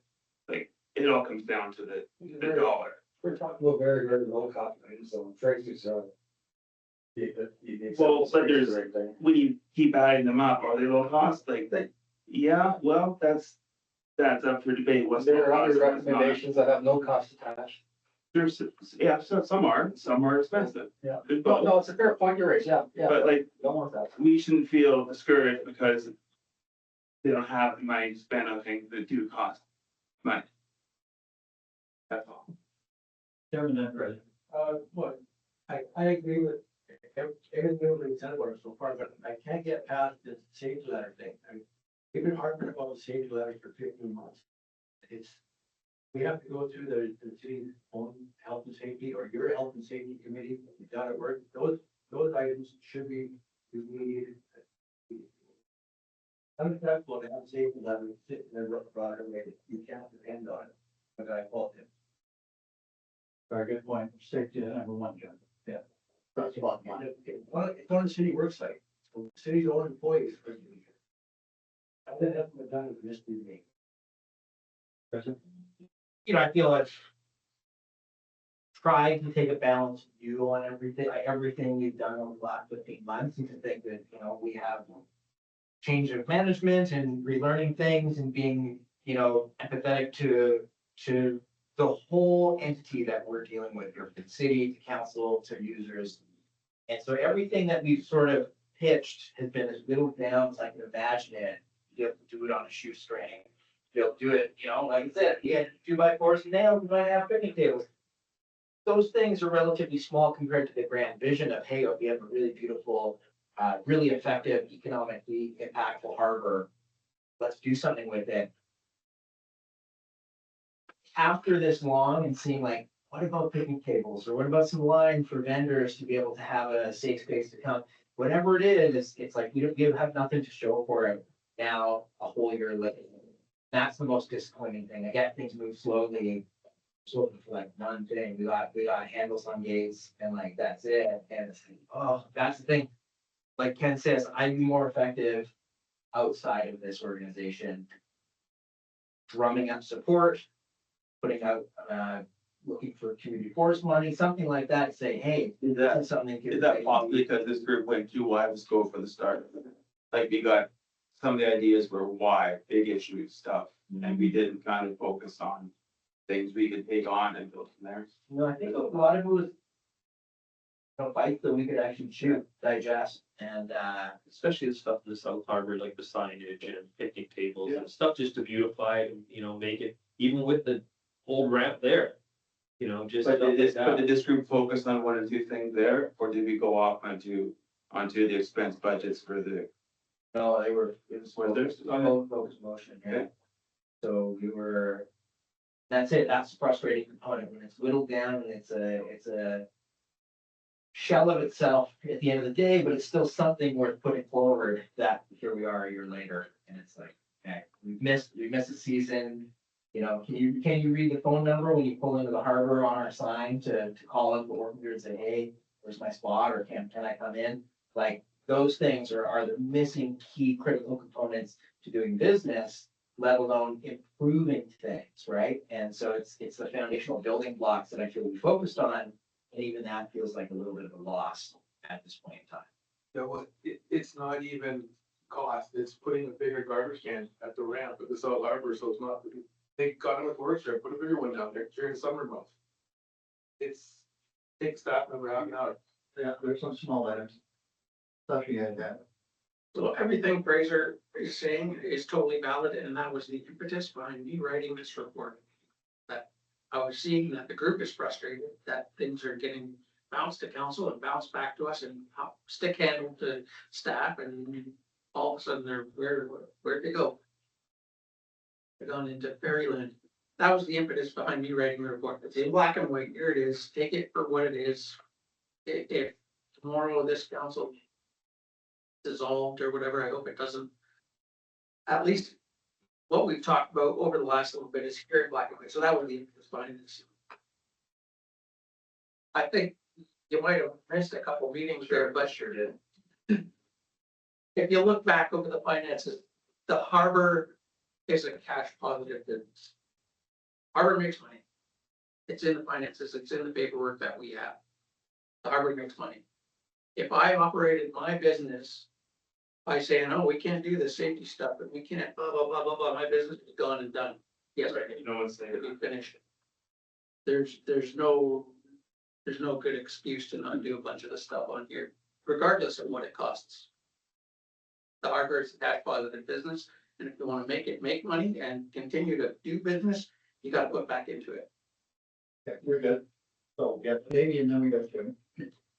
To the chair, I just want to offer, as a newbie again, I get your frustration. I can feel your frustration. I can understand your frustration. I too ran my own business for over 20 years, and I get the difference between small business and government. Part of our role as staff is to ensure the community charter stays intact, and it's not Powell River's community charter, it's the community charter BC. It's a very tricky policy to navigate, and there's a lot of things from an outsider perspective that don't seem to make sense, and we don't have a choice as staff. But, and that outlines things like, and I won't go into lots of details, but for example, the tender process, like it tells us what trade law we have to follow as a municipality, and there's a whole ream of those. I'm not trying to make excuses. One offer that I've got, I think our role as staff should be to not put roadblocks in front of you, but to help you navigate the very tricky role of trying to get things done in a municipality. It's not an easy thing to do. And we've got experts at the table in our staff that understand how hard it is, and it's our job to help do that. Sometimes it ends up being a bit of a fight. I don't think it needs to be. I'm part of our role in that fight, I guess, is trying to educate and build awareness of how hard it is to jump some of those hoops. We're trying to jump those hoops with you at times as well. I would offer timing is critical for these. So even those small items, the budget cycle is a critical timeline to follow. So I don't know exactly how the harbor is run in all parts or how it has. I don't pretend to. I look at the complex as an example. We are laying out our item by item budget in August, September, October for the next year. It even includes itemized signs. You know, that it doesn't go down to that level of detail that we report up at the highest levels, but in our detailed planning, that's how we come up with those numbers. So we know what we've got budget for. If we were to get an external report at the wrong time, it would take almost 2 years to catch up to that. If we remember to put all that stuff in the report into the next year's budget a year later. So the timing is really critical sometimes. And it's not, I'm not saying this to try to, not to be an excuse, but as an aid, I know all of our budgeting processes happen around the same time in each department. So last year, when Tor was here, he would have been doing his budgeting in October, November. I know he had a lot going on at that point, as do all of us. So that, again, I sound like a broken record, not trying to make excuses. But that timing of exactly when some of those even seemingly small operational pieces come in are critical. Notwithstanding the larger pieces that are, that really that strategic mandate that you have as a committee, you're going to, hopefully, if you do your job really well, you'll see those changes years down the road, not necessarily year by year. That goes into some of the things we talked about that hopefully will fix. I don't want to go on. It's not my meeting. I just wanted to offer a little bit of it, input and possibly some advice for timing for moving forward. Thanks. So I'm gonna just say a couple things there. How much I value each of your contributions that you bring to this committee. Because I've worked on various committees in the past. I'll just use the Sport Hall of Fame for one. There are that committee was 10 or 11 individuals with a sporting background. They had expertise in that area of our community. They brought their expertise to the table. We were able to pull off 2 Sport Hall of Fame situations in the course of 1 year. 2 years for the first one, 1 year for the second. Could have had longer for the second one because it didn't go as well. However, they were all dedicated to the task, just as you are. And what has changed since over the last few years is this COVID, the staff turnover. I never had to deal with staff turnover and all the things that we're working under now. This term has been far different than anything that I've seen in the past, as in terms of how the city operates and who you can talk to, who you can't talk to. There's a lot of hands tied, and it's not an easy time to be part of a council in the city. I mean, just speak for myself. I'm not speaking for council, but I'm speaking for me. But I just have to reiterate, I can't thank you enough for the expertise that you all bring to this table. And I sense the frustration. I'm frustrated because I'm used to getting things done in a timely manner, and they're not getting done. Okay, let's face it. Perfect example is somebody wants a large telephone number on the South Harbor as people are entering transient business, so they can phone someone. It isn't there. That's a simple fix. Let's get it done. Picnic tables, let's get it done. But no, nothing's moving. And that's reality right now. But what gives me hope is this. Through your expertise, your input, this report, there's a roadmap there. It can be put to good use in the hands of staff once they get it, to bring Jamie's idea of that smaller committee to liaison with staff, forfeiture, and say these are the priorities that need to get done this year. Not another delay. And you've all said it here. We need these things done. And when I first came to this table, in this position, 17 years ago now, there was a referendum to rebuild our harbors, if you remember. They got rebuilt. They were in good shape. They're now halfway through their lifespan. They need upgrade, as you've all pointed out. That's where we are in the city. So all the fine work that we're doing here, can't tell you how much I value it, but I'm just as frustrated as you.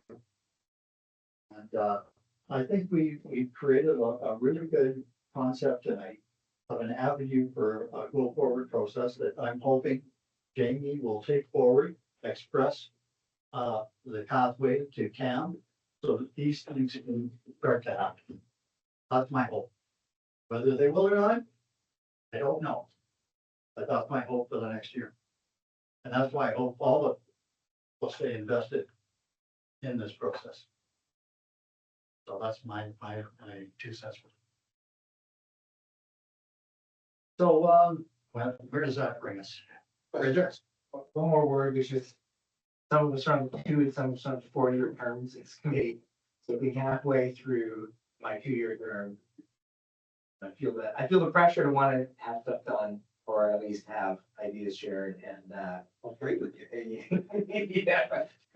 Yeah, at the same time, that puts it in perspective. So I mean, it's nice. I appreciate Jamie sharing just the concept of budgets and timeline and how long it takes to get things with, of course, Hall of Fame references as well. And that slow process, I understand. I think my thing as well is on a short term, you're going, I'm halfway through and I've got nothing done. Want something to show for it. I forgot to make one point, and that is, if you don't mind. And that is, why that committee on the Sport Hall of Fame was able to get things done. I had the back of the art community force. Right now, that is not, it's readily available. There are issues that we're dealing with. So, we can't just snap our fingers and say, hey, community force, we can do this for them. Whereas the Sport Hall of Fame, I did that. And staff was fine with that because they took all the recommendations, the community force board handled it, and we put it into motion. Right now, that's not happening. So that's another concern that I have that needs to be sorted out. So I just had to throw. Yeah. Good thing. Breaking topic a little bit, but it's relevant. I think it'll be obvious. I think last meeting we talked about the loading dock. Or the existing regulation on the loading dock being enforced. And I think Jamie was gonna look into that and get back to the committee. But, we were talking about putting the motion to council. And I was wondering why it's necessary to put a motion to council to have staff enforce an existing regulation. And we also asked about what the current provision was to address violations of the regulation. A bylaw officer doesn't go down there and write a ticket. The ticket doesn't have any force under law, or it doesn't have the same sort of validity that a parking ticket would, or where I think it could be attached to a driver's license, even a parking ticket. So you were going to look into both of those things and get back to us. Through the chair, I was able to get a little, probably not enough information that will satisfy you, but with some conversations with our bylaw office, or not the bylaw officer, but the chief of fire who's in charge of bylaws overall. We're doing a full review. I'm helping him as well as a few other directors helping him with exactly what the question that you've got in a wider breadth than just this one bylaw. All bylaws. So, not all, but an umbrella of bylaws on exactly what you're asking. So it was something that, when I asked the question, he had already started into and invited me in. So it's kind of drinking through a fire hose right now. There's a lot to deal with. That would be one of them. Okay. So you see why it was sort of relevant to the conversation, the larger conversation we're having, but on that note, I think it's near term that I guess bylaw review is going to be a long-term process. Near term, can anything be done to keep the loading dock vacant for people who want to load or unload? I mean, is that a small win this committee can claim? I would think it'd be pretty simple. It doesn't involve any money. It just involves enforcing the bylaw. It's not moving the ship state anyway. It's been, I think it's been pretty it's clean. been for great the last for months. months. So that's been there. Every time I've been down there, it's But been empty. I don't know if it's been talked about before, I apologize if it hasn't, but that loading zone is a bit unique where it's limited by the tides. Like most loading zones aren't. That loading zone, you cannot get in or out without when the tide's too low. So if a guy has a boat a good size, he might have to go in there the night before if he wants to, and has an appointment at 7 o'clock with the truck or crane. Like there has to be some flex.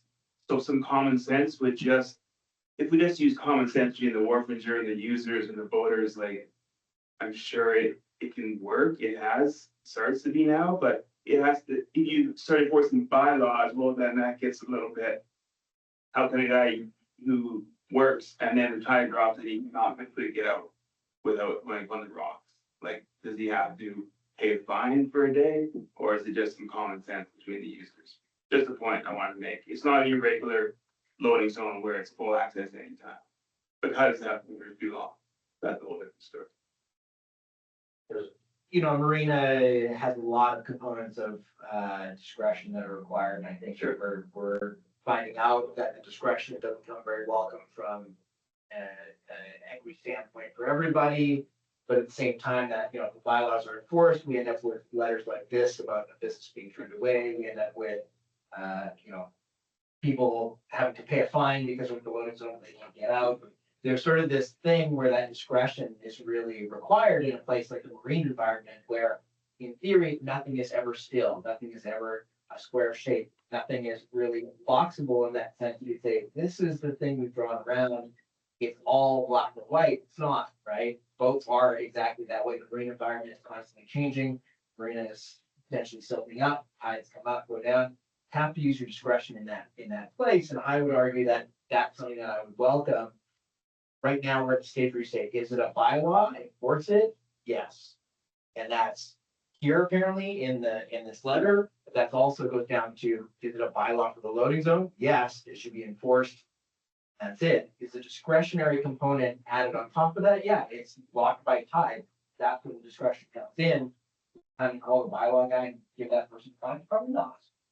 But I don't know where we sit or where operation sits in between there to be able to navigate that road to say, he was in there too long. And I got a ticket for being in there too long as well, but he does. I don't think it's an issue. I mean, we're kind of off track on our agenda. Yeah. Should we finish Yeah, up? we're going on. I'm gonna ask Jamie one question though. Jamie, are you gonna stay on to look at the harbor bylaws? Or are you just handing this off to someone else? And it wouldn't be Cam because he's the operations guy, right? Through the chair, I don't know. Good question. You don't know right now. I don't know. You just have to wait and see how Good that name. falls. I'm would love to be able to provide support and assistance, but it ultimately wouldn't be up to me. It would be up to the director, incoming director, and how much support and assistance they When might does the want. incoming director get here? We don't have one yet. Make a motion to keep it. Oh, there we go. You're not allowed to go anywhere else. Okay, so in terms of the agenda, it's question period. Anybody have any questions? One comment to that. And it's a very simple one, easy one. It was briefly mentioned earlier today. I just want to mention it. Small Craft Harbors has accepted the proposal. And the Westview Harbor will get a full and complete review and inspection in August. Very good. It will be completely looked over, top side, bottom side, engineering company that works. And part of that, I believe, encompasses flotation issues down Everything down there. there. That's good to know. Public, Thank you, Tim. This is probably the first meeting I have an with Saddle on. Since about 2008, when I sat on first committee that I did concerning with the waterfront and harbors and stuff. And this also is the committee that has the greatest talent and experience of any group that I've been connected with. And I've sat on pretty much every committee since then. So I also want to agree with Councilor Palm in appreciating what this group actually has achieved. So there's quite a bit that's in print now. It's been recorded. That can inform the next budgeting cycle, which will start this fall. So maybe this season has passed, but next season hasn't. The budgeting will start pretty soon. I think I have a pretty good sense of priorities of the things that have been spoken to at this table, because I don't think I've missed more than one meeting. I also feel frustrated, but I also am very aware of frustration in council and with city staff for the reasons that have been spoken over and over again here. And so it's been a time, as Jim said, of real challenge here. Kind of inevitable for this group to feel frustrated. And the only question in my mind is maybe the work that this group has been tasked with could slow down a little bit. I don't know, just to prevent further frustration. That would be my only thought, really. Because I also hope that this group does not dissolve out of frustration everybody's feeling. Because I personally feel that we are headed back into the happier times. We are gonna have a new CAO pretty soon. That's gonna make a big difference. Staff positions are being filled in, and I feel optimistic that things are gonna start happening that have been pretty slow for quite a while. COVID really messed a lot of things up too, and we're still reeling from a lot of effects, a whole lot of complications. And we're facing, council is facing some really serious fiscal challenges, but that doesn't mean that we have to just pull our belt in. We need to find ways of making more money, and this is a huge opportunity. This is something I see. But between Councillor Plum, myself, there's two other voters or people on council who are actively involved in the voting community. One's Cindy Elliott, who used to be a partner in Jack's. The other one is George Dove. Two of us have pretty big votes down there, and so we're intimately connected. So I just tell you those things to help with, I hope, encouraging that this group has had a monumental purpose.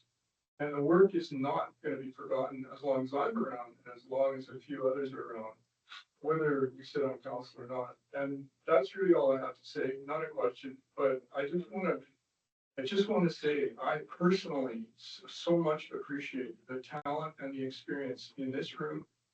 This community and this city and council could not have asked for more. And as Fraser said, this is worth thousands of bucks a meeting. In my view, for sure. Everything does come down to money. There's a lot of things we can do, but not much, I think. And this community has been really good at that for a long, long time. I was born and raised here, and I saw a lot of things done over the years. And we did rebuild the harbors, and we can do a whole lot more here, and we really need to. So thank you for letting me speak my piece. I've been sitting here through most of these meetings, appreciating what you guys are doing, and that you're still here. I just thank you so much. You guys have an advocate of Councillor Salka, there's nothing on that, he backs you up in the council chamber regularly, and it's done. Rob, just want to say thanks for being here at these meetings. Sorry, go right ahead. Well, I just have a couple comments. I introduced myself. I'm Ivan Asgard. I've been fishing for 50 years out of this harbor here. And one of the reasons why I'm here was because I had a couple of serious injuries in the harbor. First one was when a winch handle the dog wasn't maintained properly, spun around, hit me in the face. And the second one was when I was assaulted by a guy with PTSD. He had a meeting with the harbor manager, and she had pointed out that I was a troublemaker, and he took matters into his own hands and assaulted me and broke my nose. So both those incidents were pretty serious. I mean, the winch handle could hit me in the head, my brains would have been on the shack. And anything can happen when a full-grown man punches you in the face. You're not looking, right? So that's why I'm here. You know, I want to see something done. And I, you know, my wife and I have fallen down on the dock when it's slippery, you know, in the middle of winter, things are salted. And I read this report a little bit, and you know, I could add to the list of things that need to be picked up in the harbor. But what really jumps out to me in this report is that, if you'll just bear with me, I'm not good with the paperwork, gotta get my glasses here. It says it all, thank you. In the closing comments, where, excuse me.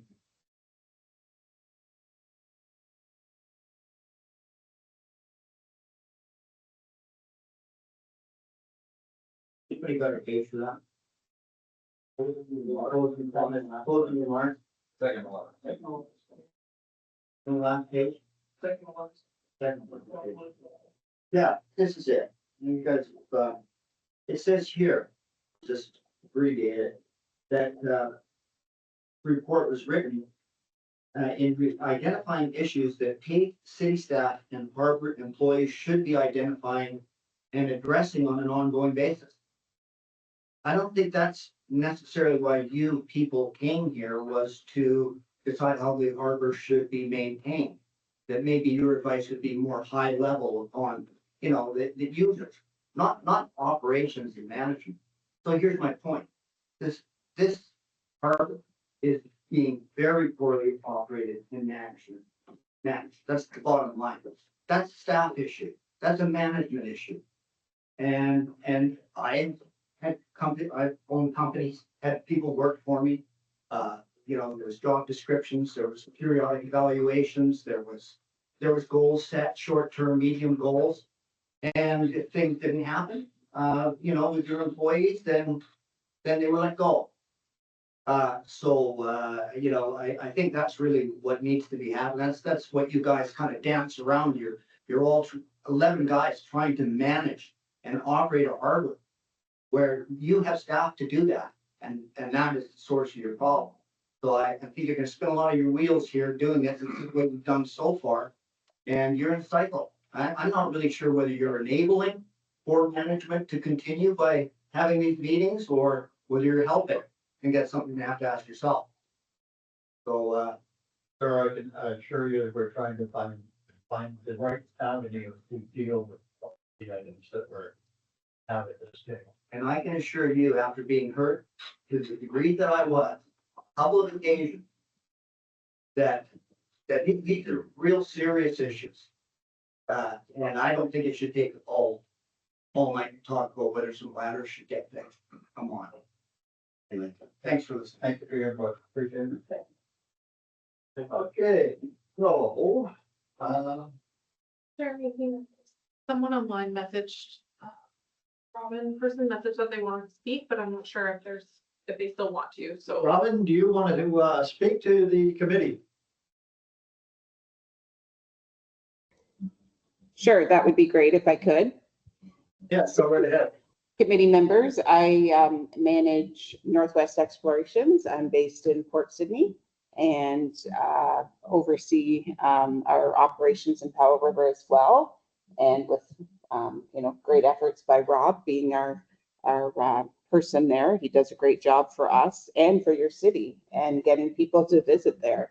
I think that, assumptions have been made about the ownership and origin of where our company is. It is 100% Canadian owned. And if someone assumes something else, they're mistaken.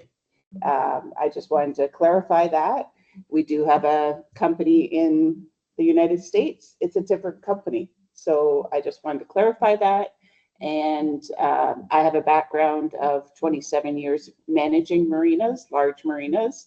And, usually marinas in a town are looking to make it a destination for people. And when you guys speak of service and, having tradespeople in there to service boaters, whether they're residents or transients, if you start limiting that, you're going to lose revenue from people visiting. All you have to do is put a sign up that says all tradespeople need to report to Wharfinger and show documentation of appropriate insurance. It's, a no-brainer. Fuel polishing is done all the time at Port Sydney Marina here, where they have 300 slips, probably 3 or 4 times a season, and the people are insured properly. And there's more risk of someone doing, having a leaky fuel tank than there is to a polisher. So I would just ask that as a industry professional, you do your due diligence, but don't, sacrifice good relations with other tradespeople because of a misunderstanding. So just wanted to let you know that and confirm that our company is 100% owned by a Canadian who lives 5 minutes from where my office is. And we do pay for mortgage. It's been paid in full for this season. And if anyone has any other questions, Rob can give you my contact info. And, hopefully everyone has a good season and things are moving forward there. And you have lots of visitors to your town and a prosperous tourism season. Thank you very much, Robin. Committee, do you have any questions of Robin? Anybody have any comments, concerns? Robin, I just want to thank you very much for being with us tonight and sharing your expertise and bringing us up to speed on the issues that you've just brought to the table. So much greatly appreciated. Thank you. Okay, any other questions of anyone? Mr. Stokes, do you have anything? Well, now that you ask. Sorry, guys, I jumped on late and I apologize for that. So I missed the onus of the report, but I did come in to hear some very obvious passion pertaining to individuals' participation in this group. And some of you may know, and some of you may not know, that I actually worked pretty hard to try to become a member of this committee, and I wasn't chosen. And the reason why I wanted to become a member of this committee is because I'm in a unique position where I'm a resident, but I also use the harbor as a transient boater. And I love it. I absolutely love it. I do everything I can to bring people in here. And I wasn't sure, as a matter of fact, I was pretty sure that that portion of the user public was not going to be represented properly. And I haven't attended every meeting, but I've attended most of them. And one of the things which has become extremely evident to me, and I say this with humility, is that I don't need to be a member of your committee. And the reason I don't need to be a member of your committee is because the user group that I wanted to represent is represented. And it's not represented by one of you, it's represented by many of you. And in that representation comes a passion. And I'm hearing that passion around the table tonight. And the problem with passion is that if it's not corralled, it goes sideways. And it's also hot and it burns. And if that flame isn't addressed very, very quickly, it can go out. And I'm hearing a little bit of that tonight. And I'm going to tell you right now that as somebody who has participated in the majority of these meetings, that I think that you guys as a group, while granted, I think you're still trying to find your way, and a little bit like a drag race, you never get to the finish line before you spin your tires a hell of a lot. But collectively, I can't believe what you guys bring to this table. So no, as an individual or as a set of individuals, you're not going to get what you want right away. It's not going to happen. And this year, as Jim pointed out, has been one hell of a year for this city. One hell of a year for this city. But my sincere hope is that you guys find it within yourselves to continue to put a value to your time, because it's absolutely value. But don't give up. Keep going. This harbor is so much better represented by you folks than it ever has been before. And you're going to spin your wheels. It's going to happen. But keep going, because eventually you're going to get traction. And eventually you're going to find the first of many finish lines. So please don't give up. I don't need to be there. You guys have my back. Thank you very much for those words of wisdom, Rob. They're very much appreciated, I'm sure, by every committee member that's sitting in this room tonight. Okay, so that brings us to the end of the agenda. Being 8:30, I'll call for a date for our next meeting before we adjourn. When did we meet this earlier this year? Was it September or October? And it was like, It's your pleasure. October was the first meeting, this, Gonna ask you, Jamie, a question. Your summer schedule is probably tied up with a few holidays and that, so would you like a little more leeway and come back in October with hopefully some hearings on some of the items we discussed tonight? I will actually be passing on all of that to whoever's coming into infrastructure and You'll probably need a little extra time to do that. Not, you probably won't be able to get that done by September. it all depends on when we get somebody in. Not you, say we were letting you go. And so we're gonna come back first week of October. Is that fine with everyone? Yes. First Wednesday of October. The first of October, 2025. 6:30 right here. All right, so just to wrap this up, before I call for adjournment, there was a lot of great things said here tonight. You heard how much you're valued. I hope you heard it. And I hope you're gonna stay on. Because I don't like losing committee members. I haven't lost very many. I can tell you when there was a finance committee, struck by the ex-mayor and Councillor Dowd. They lost half of their troops in not short order. I don't want to lose any of them. Oh, call for driven. Moved by Terry, second by Sasha, all in favor. We are adjourned at 8:34 p.m. Thank you very much, everyone.